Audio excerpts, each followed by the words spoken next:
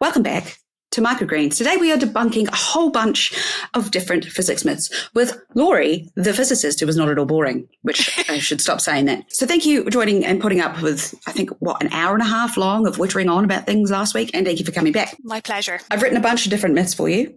Okay. And I have allowed Laurie to have a look at these, so we're not springing them on her, because that'd probably be a little bit harsh. Now, this one comes up a lot.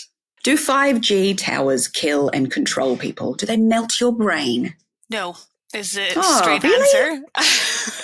I know you're shocked. But I do think it's probably valuable to kind of take a wee step back and talk about what 5G actually is. So the universe is full of electromagnetic radiation. So this is energy that travels through space in the form of waves, and there are loads of forms of it. Now, there are loads of ways that we can categorize electromagnetic radiation, but if we're thinking about human health, if we're thinking about making people sick, the best way or the most important way to categorize it is whether it is ionizing or non-ionizing. And the what defines that is the wavelength of the radiation or how much energy it has.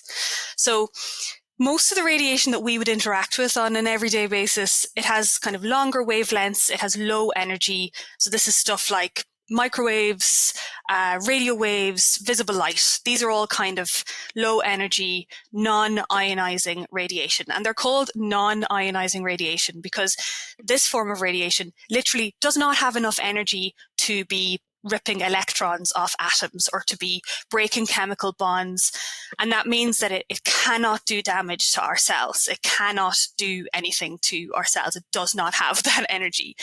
5G is a form of non-ionizing radiation. So it sits somewhere between radio waves and microwaves on the scale. So if we put, all of electromagnetic radiation on a scale with low energy, non-ionizing radiation on the left and high energy ionizing radiation on the right, 5G is down in that left section. So it does not have the energy to damage our DNA or to do anything like that. There are, of course, forms of radiation that can do that, right? We have up on the right end of the scale, we've got ionizing radiation. We've got things like X-rays, like CT scanners. They produce a form of ionizing radiation that with a high enough dose can cause damage to our bodies. So this is why, doctors try to limit how many X-rays you will get in a year or in your lifetime. The dose you get is tiny, tiny, tiny, tiny, but it's still enough that we don't want to take that risk. So these are all these forms of radiation. 5G is right down in the non-ionizing, low energy, not going to rip apart atoms, not going to rip apart DNA end of the scale. So no, 5G will not give you cancer or make you sick. This is another one that you hear a lot of people mention, and it's very much the same answer. Microwaves, you don't have to worry about. People don't like to stand in front of them because they're worried about radiation leakage, but it's a completely incorrect, the wrong wavelength for that. Yeah, it is. It's right down there in that non-ionizing end of the spectrum. So it can't do anything to you. And the other thing is that microwave ovens have been designed to keep microwaves inside them. So they all have a metallic cage built into it. Even through the glass, there's a cage in there that keeps the microwaves inside the microwave oven. Is that a Faraday cage or is it a different thing? It kind of is, but it's for microwaves specifically. So it's kind of designed for those wavelengths. And the reason I think what people get a bit worried about is because they think, a microwave is where you cook food. And that's probably bad for our cells somehow if it sneaks out. But what a microwave is doing when it's cooking food is it's heating up the water inside the food. So that's what a microwave does. It heats up the water, it gives the water inside your food energy that heats up the rest of your food. So it's not doing anything. It's not it's not damaging it's not doing any chemistry, I guess. It's just warming stuff up. So yeah, you don't have any reason to be concerned standing in front of like a modern day microwave oven. It's completely safe. Mobile phones on planes. I am of the firm belief if it was a real concern, they would take your phone off you, or, as I've recently learnt existed, they'd put them in Faraday bags, which are a thing. I remember vaguely reading about it a long time ago, and I kind of am of the same frame of mind. I suspect that if you're like really up close to the cockpit, maybe it might there's a possibility of some interference, but usually with the stuff, we've got very narrow, well-defined wavelength ranges that our technology operates at. And, like you said, unless it was an extreme risk, I think they would take our phones off. As if it was an extreme risk, I think they would. But I mean, I generally just don't use it. And I'm never near the front of the plane. So I think it's just a habit. I'm not convinced that it's going to cause a plane to fall out of the air, but could it interfere? Maybe. If the wavelengths overlap, if the wavelengths in, our broadcast spectrum of our phone and whatever, all of the electronics in the cockpit, if they overlap, then there's a possibility they will interfere. I just keep it off. Absolutely.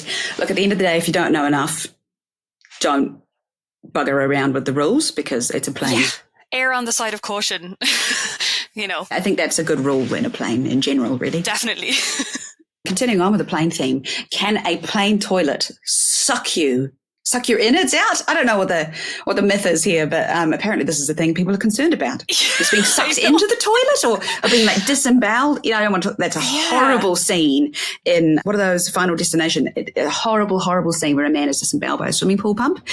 Oh God. Is this something else I have to fret about? I would say no, you don't need to worry about this. And I think the reason that you don't have to worry about it is that the only way there's any sort of risk, and it's a very minor risk even at this, would be if you manage to create a perfect seal with your buttocks on the toilet seat, right?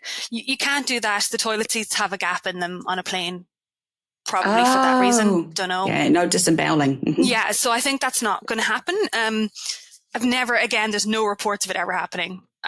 Ever. They've covered it up, you see, the same 5G, and it's all part of this conspiracy.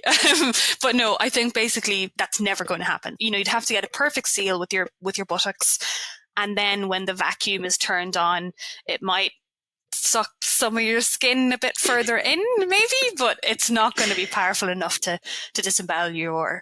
And also, by the way, we don't, in an airplane toilet, the stuff that goes down the toilet is stored. It is not ejected out of the plane, which is another myth that you see sometimes that people think.